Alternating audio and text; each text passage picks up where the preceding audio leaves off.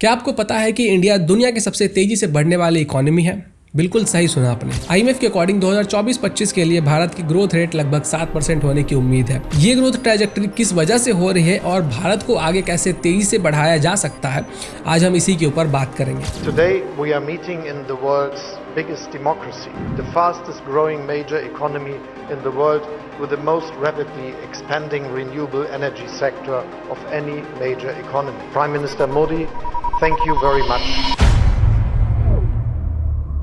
IMF यानी कि international monetary fund, IMF Asia Pacific department के डायरेक्टर कृष्णा श्रीनिवासन ने पीटीआई से बात करते वक्त 3 बड़े मुद्दों को हाईलाइट किया जो भारत के आने वाले विकास में इंपॉर्टेंट रोल प्ले करेंगे। उन्होंने कहा कि चुनाव के बावजूद भारत का फिजिकल कंसोलिडेशन ट्रैक पर है, रिजर्व पोजीशन भी अच्छी है और मैक्रो इकोनॉमिक फंडामेंटल्स काफी पॉजिटिव है। यानी कि आने वाले समय में भारत को दुनिया के सामने एक और मजबूत इकोनॉमी के रूप में देखा जाएगा। और ये जो विकास है इसके पीछे कुछ बहुत इंपॉर्टेंट वजह है, जैसे कि सबसे पहले तो रूरल कंजप्शन में रिकवरी हो रही है जो कि इकोनॉमिक ग्रोथ को फ्यूल दे रही है। दूसरा, इन्फ्लेशन 4.4% तक गिरने का अनुमान लगाया गया है जो भारत की मैक्रो इकोनॉमिक हेल्थ के लिए एक बहुत बड़ा प्लस पॉइंट है। लेकिन श्रीनिवासन ने हमें कुछ ऐसे एरियाज भी बताए जहां फोकस करना बहुत ज्यादा जरूरी है अगर हम अपनी ग्रोथ को सस्टेन करना चाहते हैं।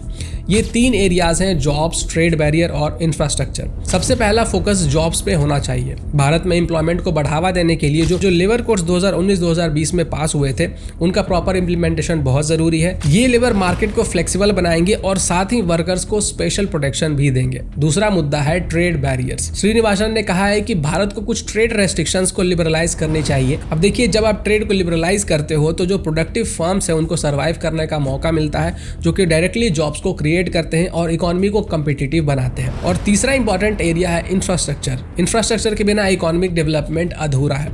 भारत ने पिछले कुछ सालों में फिजिकल और डिजिटल इंफ्रास्ट्रक्चर को बहुत डेवलप किया है, लेकिन फोकस एग्रीकल्चर और लैंड रिफॉर्म पर भी होना चाहिए, यहाँ तक कि हम अपने यूथ को स्किल कर सके और वुमेन की लेबर फोर्स पार्टिसिपेशन को बढ़ा सके। और ये सब भी इंफ्रास्ट्रक्चर का ही एक हिस्सा है। अब ये सब सुनकर आपको ये पता होना चाहिए कि इंडिया की इकोनॉमी 2047 तक लगभग 35 से 45 ट्रिलियन डॉलर्स तक बढ़ सकती है।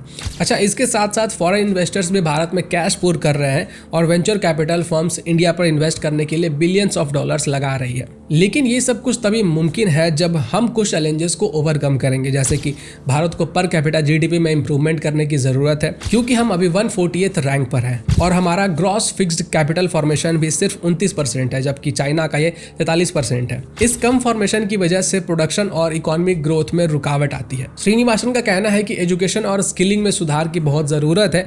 अगर हम अपने यूथ को स्किल देंगे तो वही हमारा ग्रोथ इंजन बनेंगे। हमारे प्यारे देश भारत की इकोनॉमी का फ्यूचर ब्राइट है, लेकिन ये सब चीजें तभी पॉसिबल होगी जब हम रिफॉर्म्स को कंटिन्यूअसली इंप्लीमेंट करते रहेंगे। आईएमएफ का कहना है कि अगर भारत इन 3 एरियाज जॉब्स, ट्रेड और इंफ्रास्ट्रक्चर पर ध्यान देता है तो हम अपनी इकोनॉमिक ग्रोथ को और तेजी से बढ़ा सकते हैं। तो आप लोगों को क्या लगता है, क्या भारत चाइना को पछाड़कर अगला ग्लोबल मैन्युफैक्चरिंग हब बनने के लिए तैयार है?